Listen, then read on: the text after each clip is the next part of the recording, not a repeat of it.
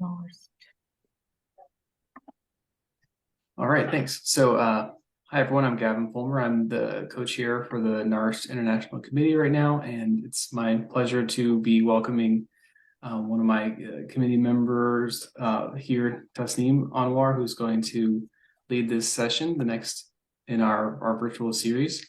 And Tasneem, I will let you take over and introduce everyone and start this conversation. Thanks. Thank you so much.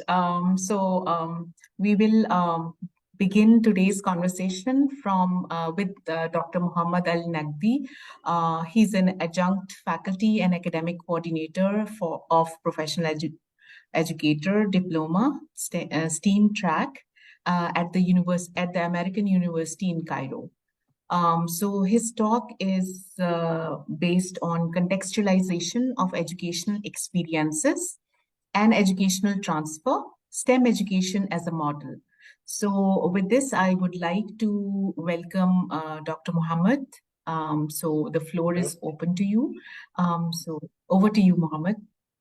Okay, thank you so much, Tasneem. Thank you so much, everybody. I will share my screen can you help me share the screen?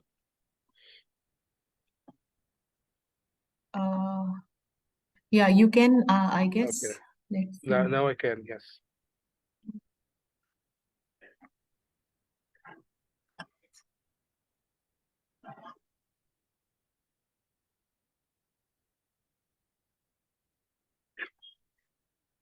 So my talk today is about how STEM education as a model of educational transfer has been contextualized in Egypt.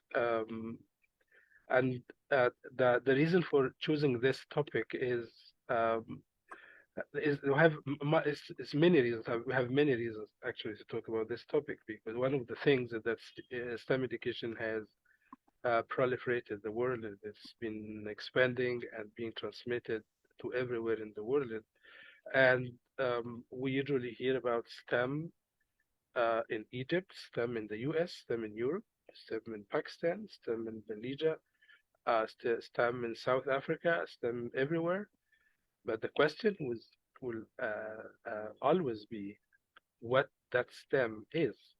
Is it the same thing? Is it a uniform mold that everybody in the world applies? So that's why I will try to dig deeper in the Egyptian experience regarding the transfer of STEM experience to Egypt from the US. In this short talk, I will not take much time. So I'm going to cover these 4 points. We'll discuss together what is educational transfer in principle in research, and how the STEM experience was transferred to Egypt, and how it was contextualized or not. Is it the same as the US or not? This will be the main focus of the talk, and we'll finally have your questions.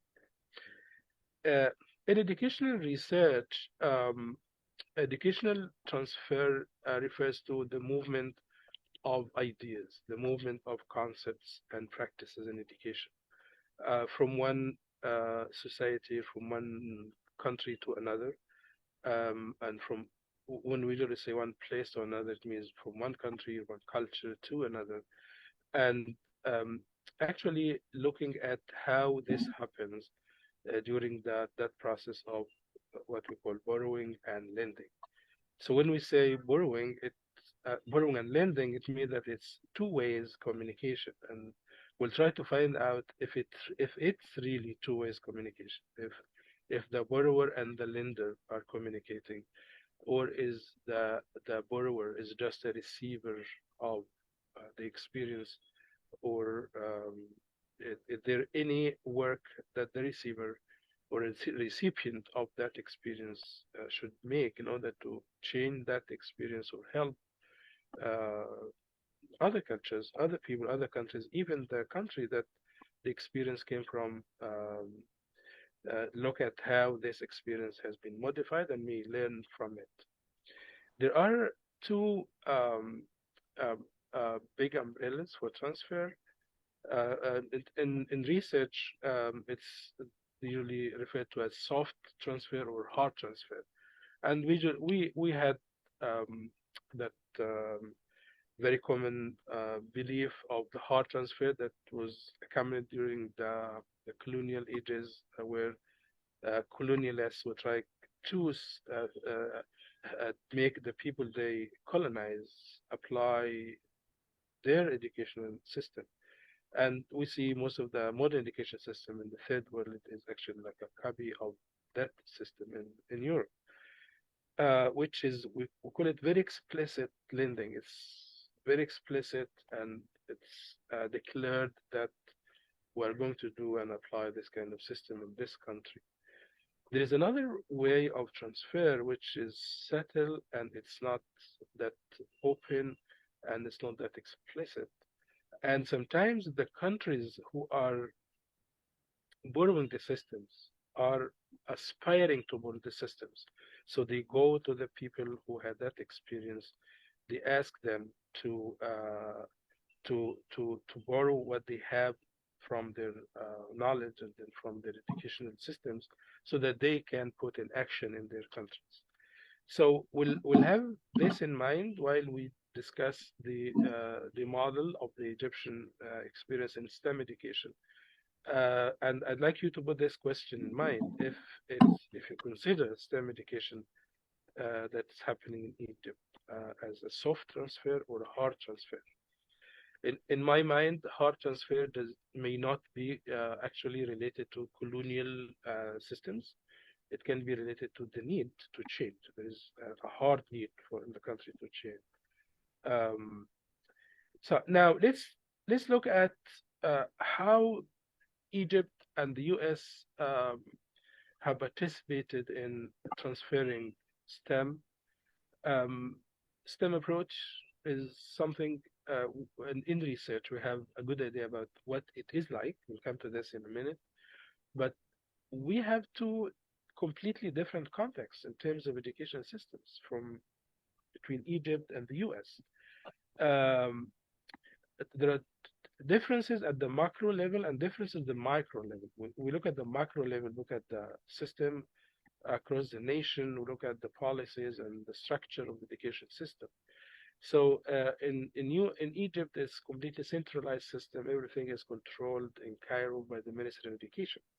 While this is not the case at all in the U.S., we have decentralized system. People in each state have kind of freedom, or they have a kind of liberty to change things, to add, remove, to adopt a kind of curriculum. Even at the district level, there is some kind of freedom. In Egypt, we have a lot of different systems in the education itself. We have the public education system, we have the private education system, the international education system, religious education system. We have different levels of systems, which is not mostly the case in the US. Sometimes there are some of these, but not as common as Egypt. The need for STEM education in the US came from a completely different perspective than the one that adopted by Egypt. In the US, actually, STEM education came into existence as a response to different needs, like the problem of students in their achievement in science and mathematics, the competitiveness of the American students with the students of the around the world, the labor market, and the call for more STEM graduates. In Egypt, on paper, this is not the case. In Egypt, we have a lot of students in the STEM colleges, engineering and science. And the reason behind that is that the students do not go to these colleges because they like them or they aspire to be scientists and engineers. Actually, they go there because they get like high grades in the high school system. And that's one of the things that when we usually say we have like decline in the number of students in engineering and science colleges at higher education level, we do not mean the numbers. Actually, we actually mean the quality, because those people, when they graduate from their higher education institutions, mostly they don't work as scientists or engineers. The other thing which is gives us like a good comparison between the two systems is the gender gap in STEM. In the US, when we look at when I was in Minnesota and looked at the enrollment of girls in schools of engineering, found it like very low compared to their enrollment in the other colleges. This is not the case again in Egypt. When you go to any school of engineering, you find the number of girls in the school of engineering more than the number of males in that school. And the reason is, again, is not that the girls like engineering. They go there because they got high grades in their final exams. At the micro level, we have problem with teachers' preparation. Our schools of education, our institutions that prepare teachers are not as ready as the US. In the curriculum, we have one centralized curriculum and everybody should follow. It's not aligned, like for instance, like the NGSS, they're not that aligned. And we have very traditional assessment system. So here, if we look at these two contexts, they look completely different, but actually we need to apply that approach. We need to apply STEM education that was successful in the US for the reasons we have just mentioned. And the STEM approach, in order to be like fully understood and applied, we need to have some of these things, if not all of them, of course. We need to have very intensive STEM curriculum. We need to have very strong STEM curriculum, like in science, mathematics, technology, and so on. We need to have different types of assessment, not just the traditional assessment. We need to emphasize the 21st century skills. Students work on project-based learning, which is not the case at all in the traditional system. The whole system is student-centered. Again, it's completely different from the system in the traditional schools. And the most important element here is how to integrate the curriculum from different subjects together to create a convincing STEM approach. In order to make this in Egypt, and how to realize this dream of having those elements in action, the Ministry of Education, with the help of the USAID, created a consortium to apply these principles in an Egyptian context. And as you see, the Egyptian context is not ready to have these elements in and to be applied in a successful mode. That's why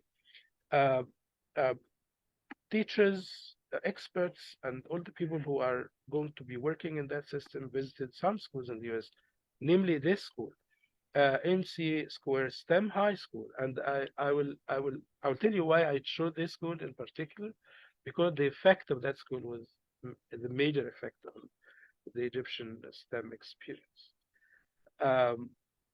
One of the Mohammed, things, yes. I just want to intervene. So I would like you to wrap it up in another minute. In 1 minute? Yeah. 2 minutes? Okay, 2 minutes. Okay. When because of that system, because of that traditional system, the STEM experience changed into magnet schools. So we started to create another system of education. We call it STEM schools, or what we call in Egypt, the school for the top students and talented students in science and technology. So the STEM schools changed from an attempt to reform the current Egyptian system into a new system, and it's very similar to the magnet school in the US. We have it's completely STEM schools, no humanities, no economics, no psychology in the schools, and it's selective in nature because we don't have that resource to create a lot of them. So they select the good students to be there, and then they applied a peculiar assessment to these schools that's different from the main educational system. And they are boarding schools, and even the schools, when they are expanding, they start to look very similar to each other, which is another issue we may discuss later regarding educational transfer. Now, some of the questions or some of the lessons that came to our mind, the debate between selective and inclusive schools, is that okay to work on just these schools as selective schools and just pick some of the top students to these schools, or do we need to move and work more with including as many students as we can? The other lesson is that the centrality of the context, we need to take care of what's really happening in each context before we start to apply a new educational system. And the other question is, if the Egyptian experience in STEM schools is different, is good, is successful, is nice, can it be actually a source of an inspiration to the US? How can we make that kind of educational transfer two ways, not just one way? And finally, I have a question for you. Of course, this is the time for questions, and so it's not written who is going to ask, so I'll ask you. Uh, if Yeah. you describe the transfer here in the Egyptian experience, in after this very brief description, how can you describe it? Is it a soft transfer or a hard transfer?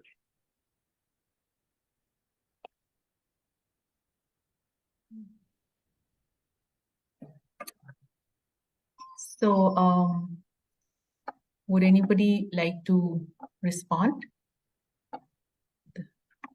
So If we there is no have, response, I can have any question. If you have any questions, I can answer any question. so maybe Mohammed, would you like to comment on the same question?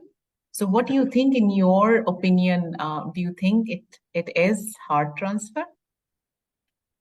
I actually look at it at the surface level as a very soft transfer because there is no coercion in it, there is no subjugation. It's made like because the Ministry of Education wanted at some time when like 2011 they wanted to change to do some kind of reform at the policy and educational level.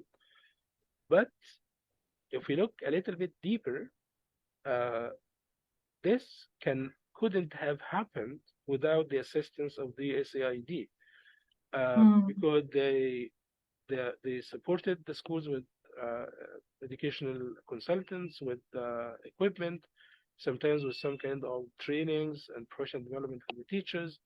So looking at it as a soft transfer, it's okay from the surface level, but when we go deeper, we may find out it's not that soft, if we can say that. Okay. Yeah. Thank you so much for elaborating. And if there is any question from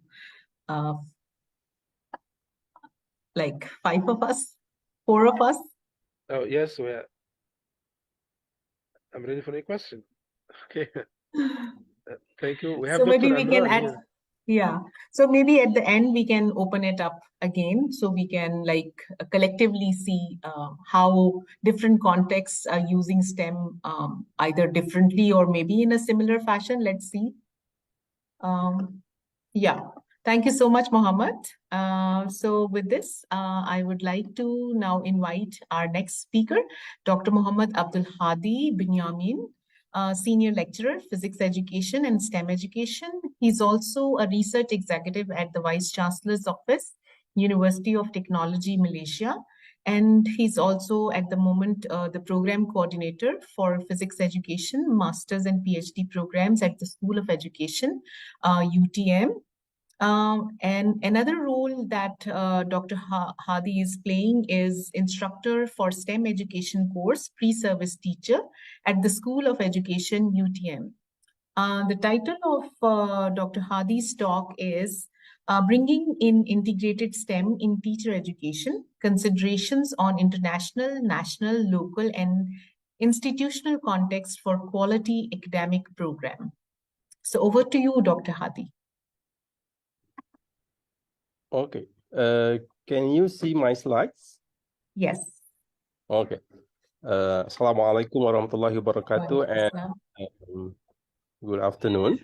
Okay, or maybe good morning for those in the United States, around the world. Okay.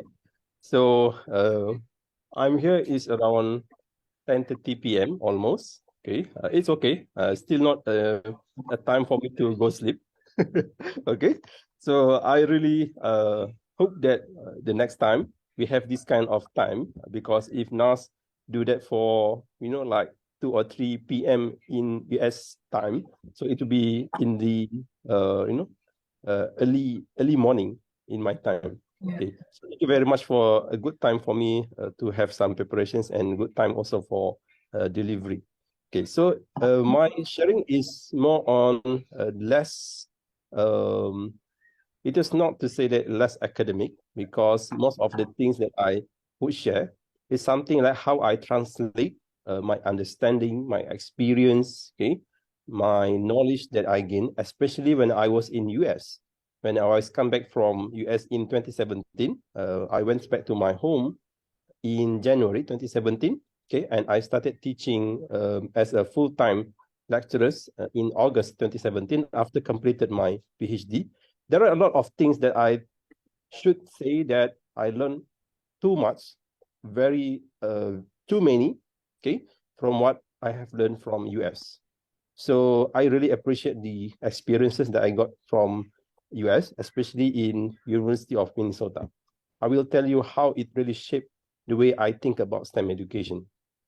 Okay, so that I acknowledge that there are so many things that can shape the education.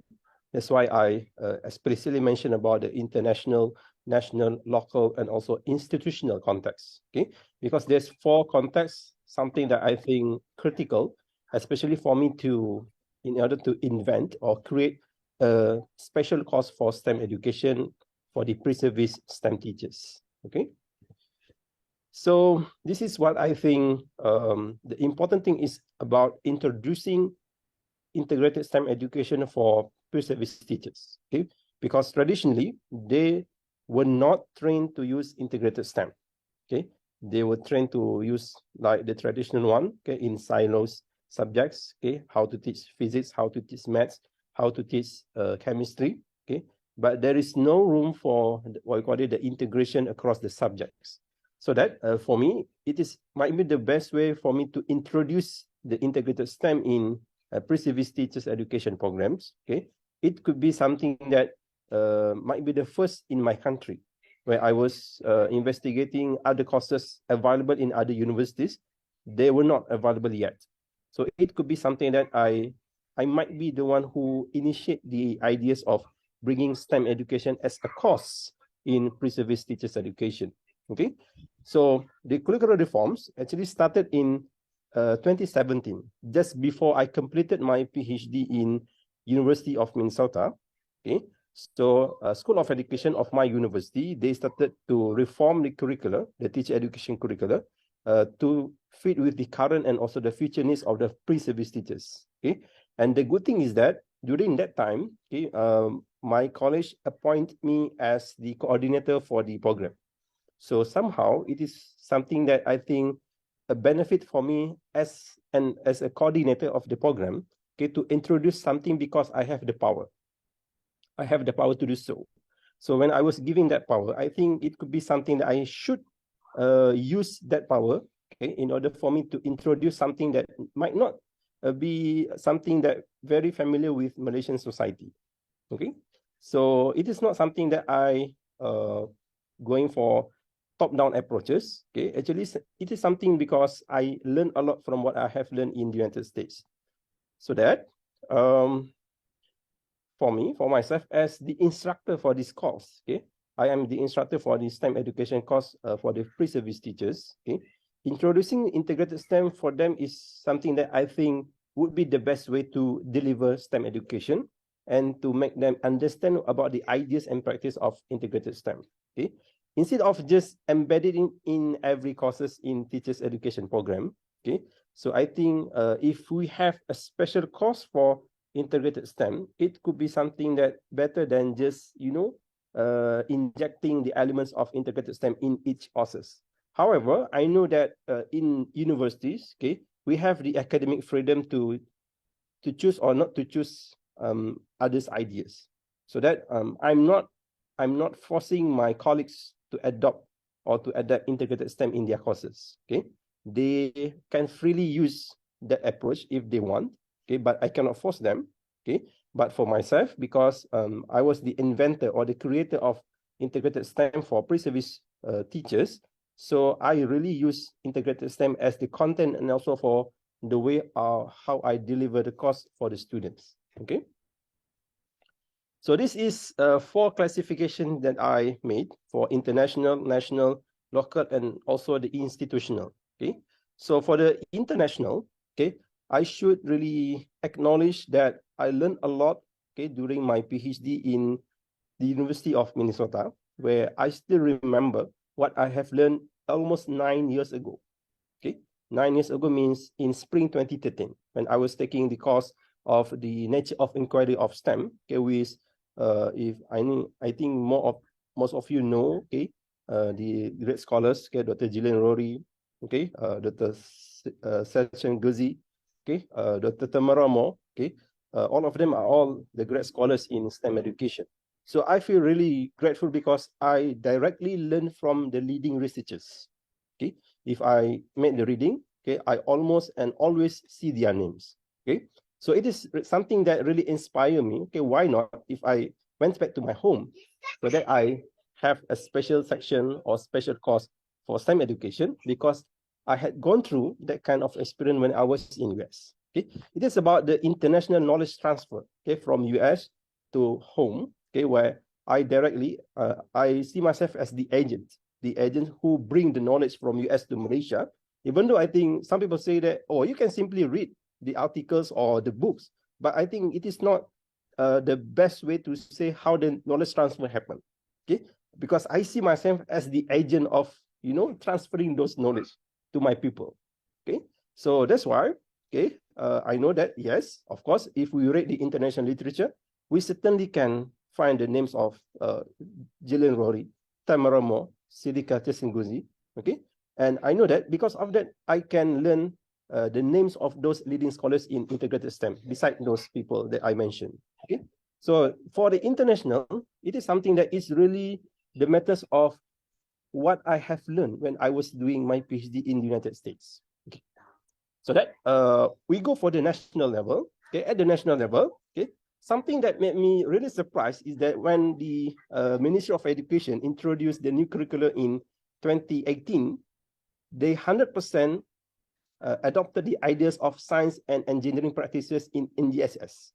So it's really a complete alignment between Malaysian and US in terms of using the same framework of science and engineering practices. Okay, a little bit surprised for me because there is no even little modification of that, each of the word used. Okay, so it's really a total alignment between national and international level, where the ministry directly use NGSS framework, okay, the science and engineering practices, and on how to, you know, how to initiate the ideas of STEM integration in science curricula.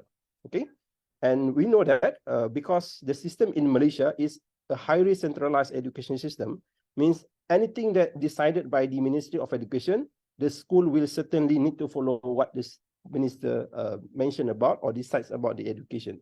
So it includes the STEM education, means every school, every teachers, every students need to use the same curriculum for each of them.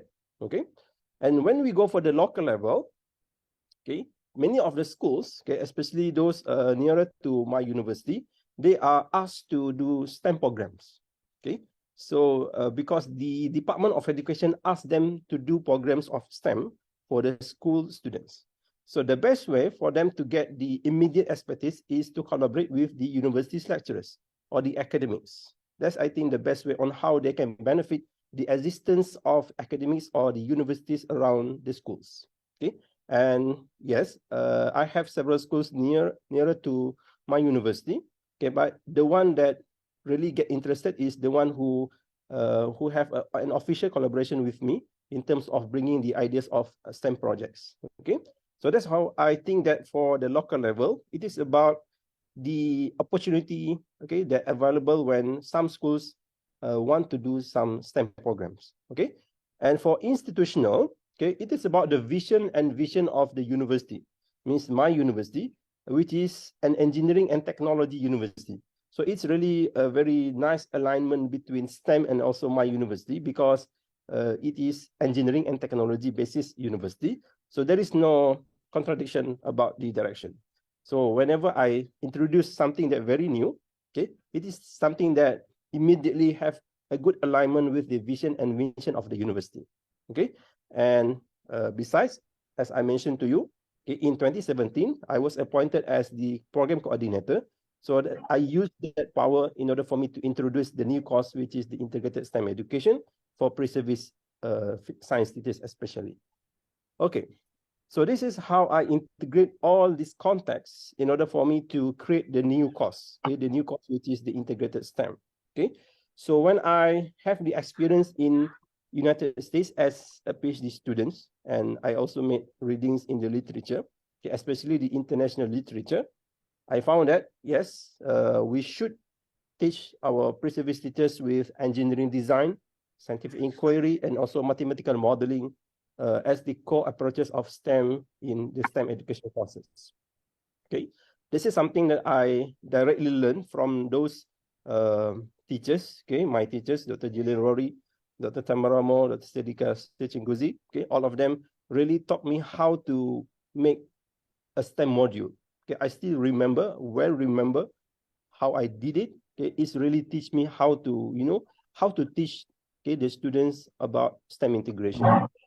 So it's really, a very exciting experience for me when I was in US, where I can directly learn from those scholars. Okay, so that when I was teaching in this semester for this course, okay, I already teach my students about these three: engineering design, scientific inquiry, and also mathematical modeling. Okay, but because they are mathematics pre-service teachers, I have emphasized mainly on mathematical modeling. Okay, so even though we have the three core components or core three approaches of STEM, okay, we may need to have a greater focus according to the needs of the students. Means the pre-service teachers. If they are maths teachers or the science teachers, it depends on how we should, give more emphasis on certain approaches. Okay, if they are engineering students, it could be that we might have a greater focus on engineering design. Okay, it's something that we try to get fit between the students and also the syllabus that we covered in the, in the course, right? So for the national level, how I integrate is that I use the science and maths content in the national curriculum as the content for the STEM course, okay, which is a total alignment between my universities and also the national level curriculum. So there is no, it is something that not really challenging for me to do that, because it is about the culture that really, highlight and emphasize the needs for complying the national level curriculum. Okay, and for the local one, okay, the schools especially nearer to my university, I will make community service to a school, okay, as the course assignment, where the teachers, the pre-service teachers, will teach at schools in groups. It's like, team teaching, okay, for the school level, because the school really interested to know about integrated STEM. And I will go for the mathematical modeling, because the pre-service teachers are maths teachers, so they will implement it in early January, in January 2023, where the school will invite us to come to that school and teach the lower secondary students about mathematical modeling. So I think that's something that made me really, exciting about the experience, especially because this is the first group, the first cohort of students or the pre-service teachers that go through this integrated STEM education course. Okay, they are the first batch, the first group of students. Okay, and for the institutional, okay, as I mentioned, there is no problem, because when I introduce engineering and technology based course, okay, especially for the education, it's a total alignment with the vision and mission of the university. So there is no argument. Okay, there is no clear hurdles on the moment when I introduce this new course. Okay, I got no objection from any people. Okay, they like the way I think about introducing STEM education as a course, okay, for the pre-service teachers, because there is no course like that. Okay, so the way that I did it is that I offered the course as an elective, not as the core. Okay, elective means the pre-service teachers may be able to enroll or not to enroll the course. It depends on how they think something that make them interesting, to know about something about STEM. Okay, because that's the way on how I introduce something that very new to the pre-service teachers, but I did not make it compulsory for them to take it.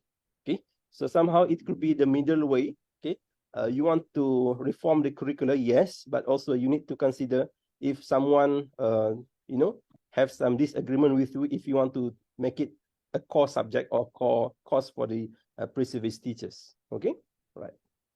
So my reflection, okay, for this time is that this is something that I should acknowledge. Okay, many of academics, I mean my colleagues in my place, okay, they did not really know about the key components of integrated STEM.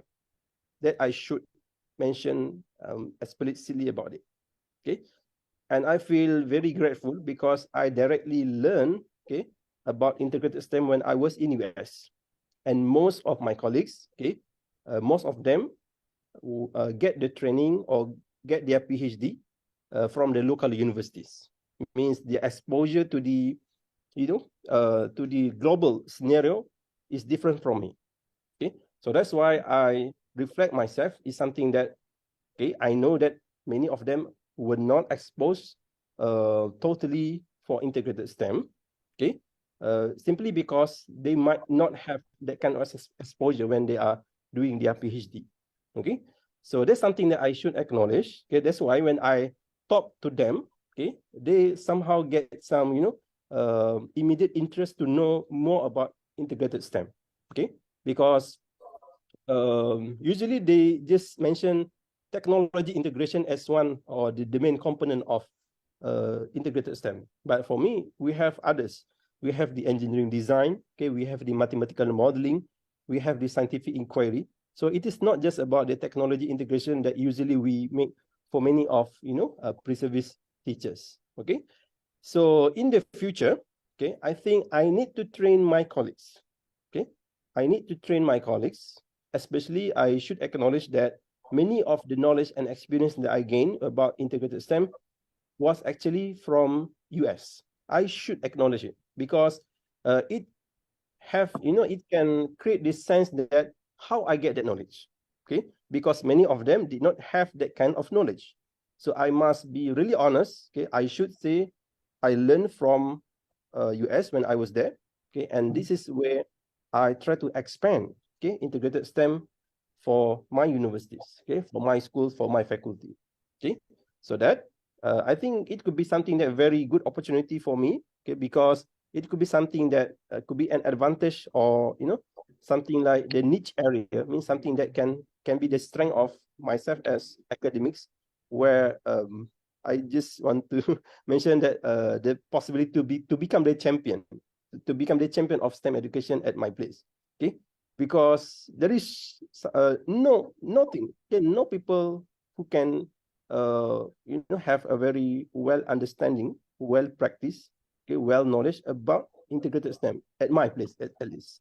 So it is an opportunity for me to train them, okay, to train the teachers, to train the academics, okay, and to to have some possible future plans. This is something that I would like to do in the future, okay, where in the future I think I will go for making this course of integrated STEM as elective at the college and finally at the university level.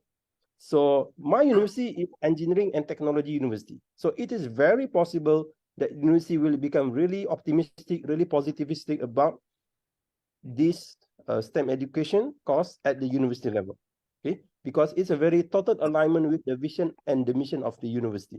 Just a matter of maybe those engineering students who want to become a teacher one day, if they take that particular course, it could be something that gives them the credentials to teach.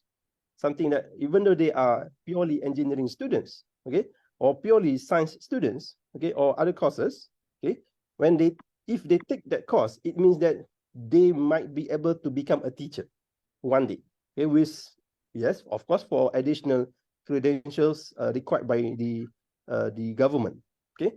But it could be something that if we offered okay, if I offered the course at the university level, it opens the way we can expand integrated STEM at, you know, the bigger or the higher level.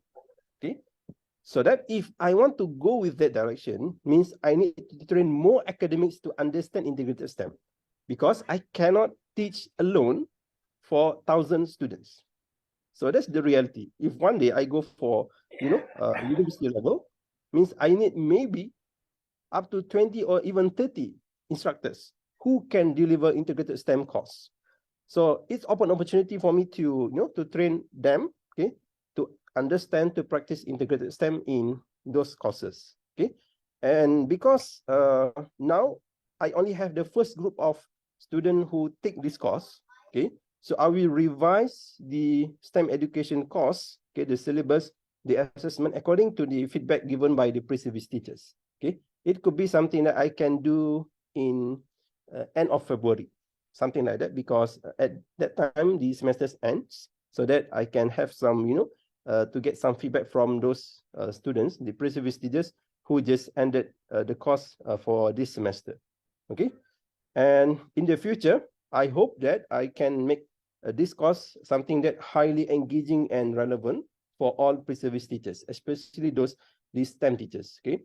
I know and I should acknowledge that as the first time that I teach this course for this semester, okay, I should acknowledge I have something that, you know, for the first time, it is like you are learning, okay, you are learning and you admitting or you acknowledging some of the weaknesses that might happen, okay, along the way for the implementation of the course, okay.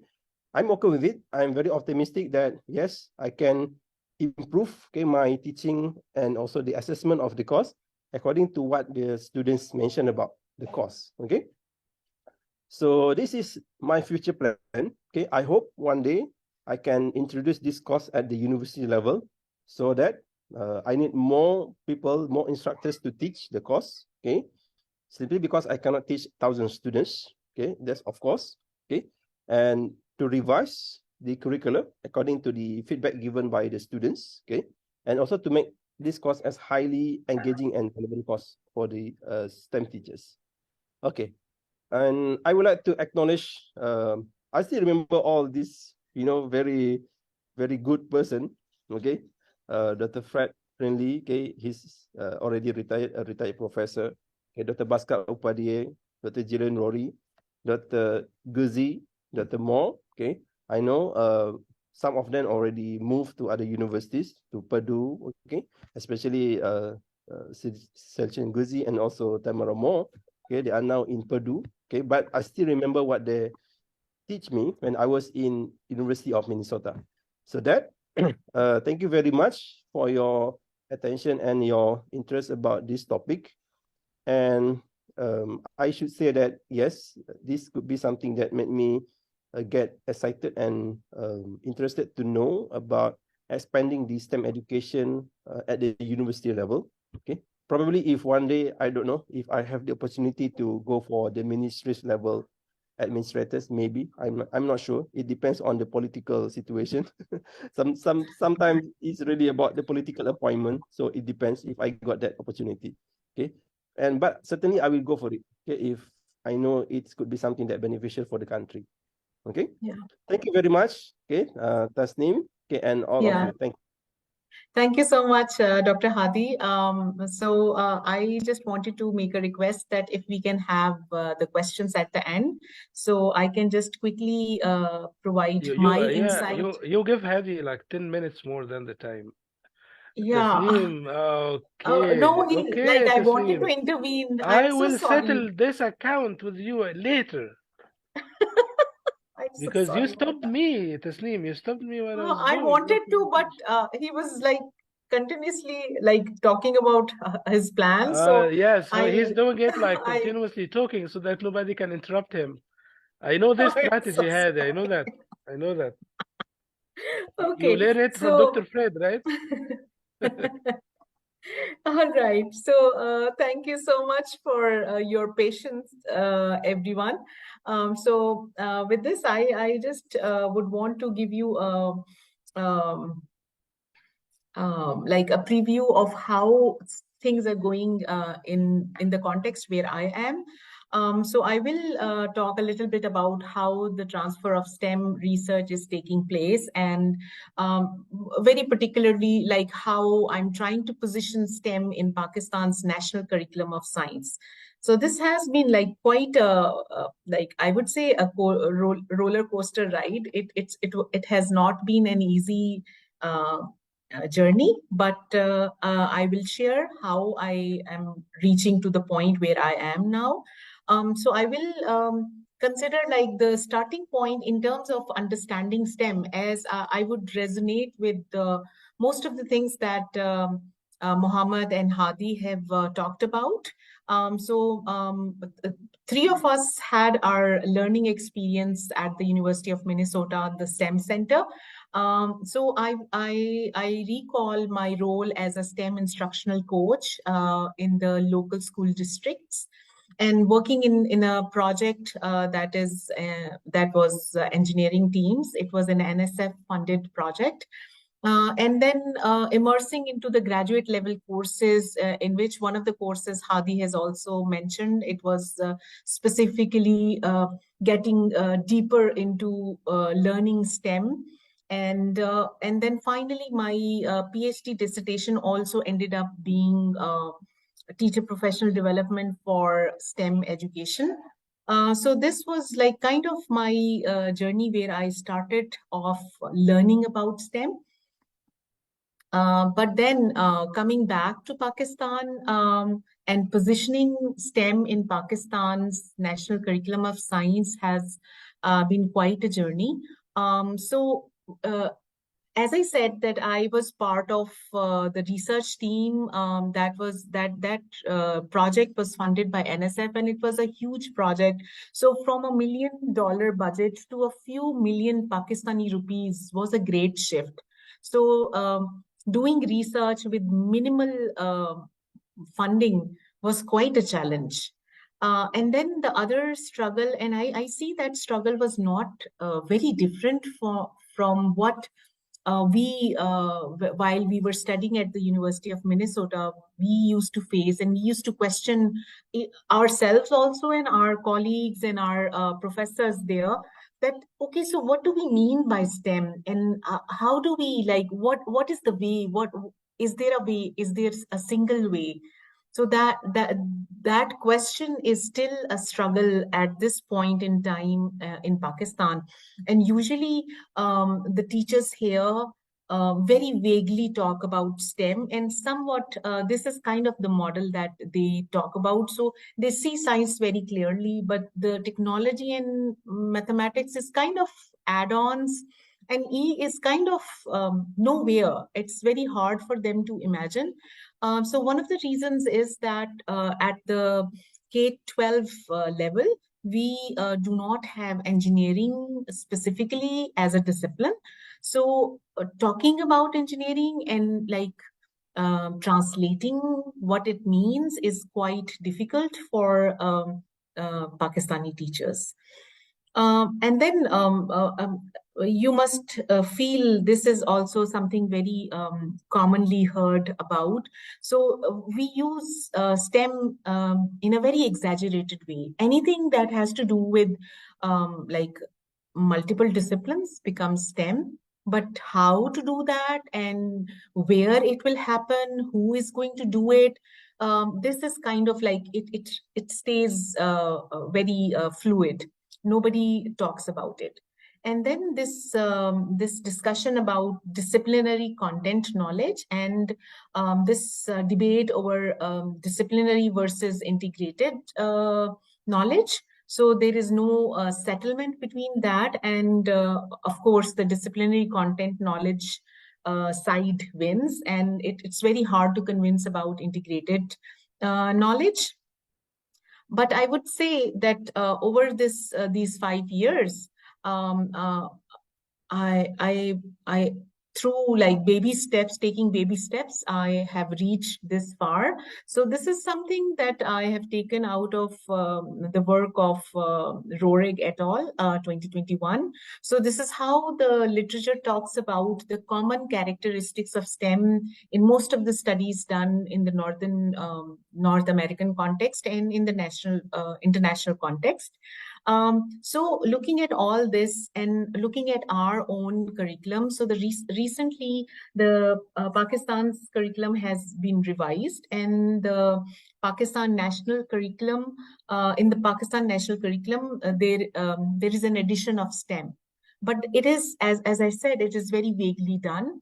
So while I had an opportunity to work on it, so I tried to provide specific insights and the ways in which it could be integrated within what all is there in the science curriculum. So this is how we have tried to suggest and recommend in the Pakistani science curriculum. So we have science as a discipline, we have mathematics as a discipline. So emphasizing upon these two disciplinary content knowledge. And then, as I said, we do not have engineering as a discipline. So we propose them to use engineering design as a process to integrate these disciplinary connections. And all this is happening in the context of real world problems, as we call it, the authentic problems. And as a result of engaging in these authentic problems, we are aiming to come up to technology solution to these STEM authentic problems. So this is kind of the model that I have proposed, and this work is in publication. So they have given me this time frame. So probably by the end of December, it is going to be published in the handbook of in the Springer handbook. Now looking at the other piece that has happened as a result of small little efforts that I tried in my own capacity at my university. So the discourse on STEM has been quite generic. So from very generic STEM conversations to some interdisciplinary STEM conversations, now we have come up with this STEM curricular unit. That is, so this curriculum is based on contextually relevant resources. So it is, so all the data that has been used, all the examples, all the authentic challenges that are made are also coming from Pakistani context. So this is one achievement and accomplishment I attribute after having this learning through this international exposure. And then this year, 2022, has been very phenomenal in a way that I was able to get a design and get the STEM elective course for the in-service teachers approved. And now I'll be offering it in February in the spring semester 2023.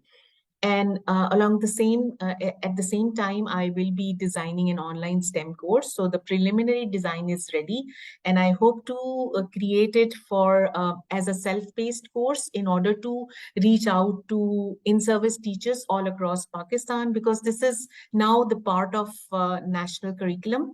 And now I have all the more reasons to propagate STEM integration in Pakistani context. So this is like the overall to-date efforts that I have been able to make in terms of transferring this knowledge from where I have learned and now how it is turning up. With this, I will just stop, and I'm like, I just need to, sorry. I want to unshare, yeah. So let's have a kind of a discussion, like a quick question answer session if we want to engage in that. So Hadi, I have a question for you. So I just wanted to know, you talked about mathematical modeling for your math in service teachers.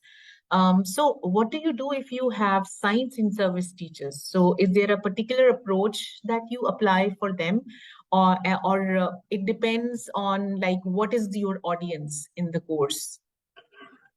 Okay, thank you for the question. Okay, because for this semester, this will be the first group of pre-service teachers that take the STEM education course, and the science pre-service teachers will only take it next year. Okay, so they will be in the second and the third cohort that will take the course. I'm not sure how will I deliver for those that will take the course in the future, but for now, those who are the maths pre-service teachers, I still conducted the engineering design and also the scientific inquiry activities with them. Okay. However, when it's come to the assessment, okay, means something that you want to focus more on, is like I put the emphasis more on the mathematical modeling, and something that made me not to say I'm surprised. Okay, when I give more questions to them about the maths model that they develop, okay, from the data that they collect. Okay, for instance, okay, they investigate about the relationship between the size of the shoes, okay, the size of the shoes, and also the height of the body. Okay, so how they relate the height of the body and also the size of the shoes. So they can successfully provide the model, means they can come out with the formula that can relate these two variables. However, when it's come to something like interpretations, okay, how to put the conditions for that particular model, they have the lacking. Okay, they know how to generate because most of the time, okay, the computer will do it for them. Means the Microsoft Excel will certainly can provide those formula. Okay, just entering the data and they got the formula. However, when it's come to interpreting the data, okay, or verifying or something like discussing in depth about the model that they develop, yes, they have an obvious weaknesses on that particular things, even though they are maths pre-service teachers. Means I'm not sure why it happened. It could be something because they are not trained to think critically about the data or the model that developed from the mathematical modeling activities. So this is something that it is not a surprise for me. However, I'm somehow feel that, okay, they are maths pre-service teachers. They should know how to interpret data, but that's not the case in mathematical modeling activities. So I think that yes, okay, even though they are maths pre-service teachers, I still need to teach them how to interpret data.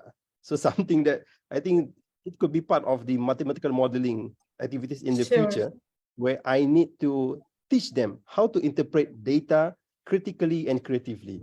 Okay, so yes, it depends on the characteristics of the students. If we get the science pre-service teachers, means we might focus more on the scientific inquiry activities, maybe. Okay, but we still need to teach them engineering design and also mathematical modeling because we are teaching the STEM course. Okay. Yes, sure. Thank you so much, Hadi. Now there is a question for Mohammed, and Gavin has written this question in the chat. So he's asking that how it's related to the idea of soft versus hard transfer. So how are the kinds of transfer actions you can take affected by your position? So for example, as a professor, as a mid-level civil servant in a Ministry of Education, etc. Thank you for the question. It's a very deep question, and I think the problem of being hard or soft transfer would actually affected by the context in general. If the society, if people are resistant to the change, this will make the life of the professor or the teachers or any civic servant very hell. In particular, if we look at the STEM experience transferred to Egypt, it's more or less a matter of financial aid.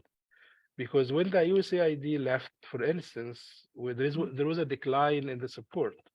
And that decline affected everybody, affected the professional development, affected people's or teachers' attitude towards the work.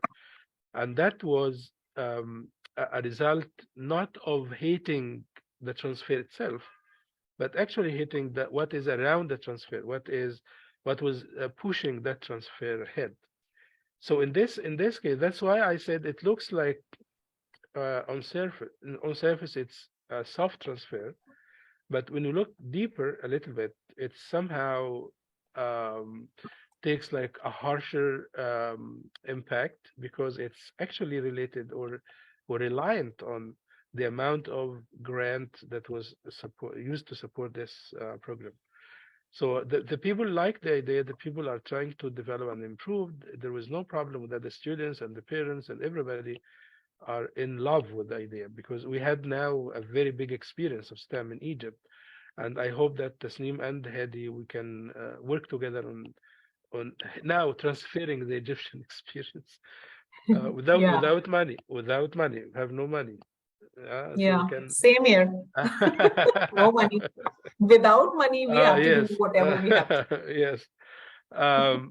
Actually, the problem will be the standard of professional development, the standard of equipment in the schools, and the stuff that was supported by the USAID is getting less and less, and that's not affecting the morale. It may affect the morale of the people for some little time, but it's not making a big problem.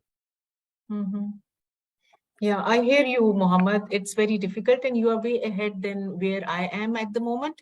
So we are like, so we don't have like any idea of how it will go into the classrooms. We are doing it like scanty efforts here and there, but there is no specific STEM school out here, and we are trying to like try this pedagogy. Like I would say it's a pedagogical approach, and trying to convince people to try it out. So we are doing it with our partner schools. So it's a very like small little effort, but this is how things are. So the movement now in Egypt is that some private schools are trying to integrate STEM in their curriculum, which is very important, and it makes great success here, because private schools, especially international schools, we call them international schools because they teach American and British curriculum, and they get money from the students. So they have more luxury to apply STEM approach, and we're doing some good success in that area. Okay, so wonderful. So we will meet offline and we will discuss it further. So with this, I would like to thank both of you, especially for taking out your time for this session and sharing your experiences. And this is very important for all of us who are trying to bring all the value that STEM education brings into our own unique, specific contexts. So I would say that thank you so much for sharing your experiences and enlightening us. With this, I hand it over to Gavin. Thank you.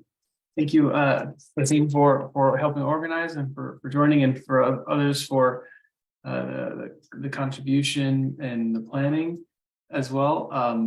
So I think it was a great Imran session. is also with us. That's Imran. Right. Good. Thank you. Yeah. And so we're able to have this, and I hope that I'm going to have the video available for others out on other NARS members who weren't able to join. And so then hopefully there would be chances for continued conversations going ahead still. Sure. Thank you so much.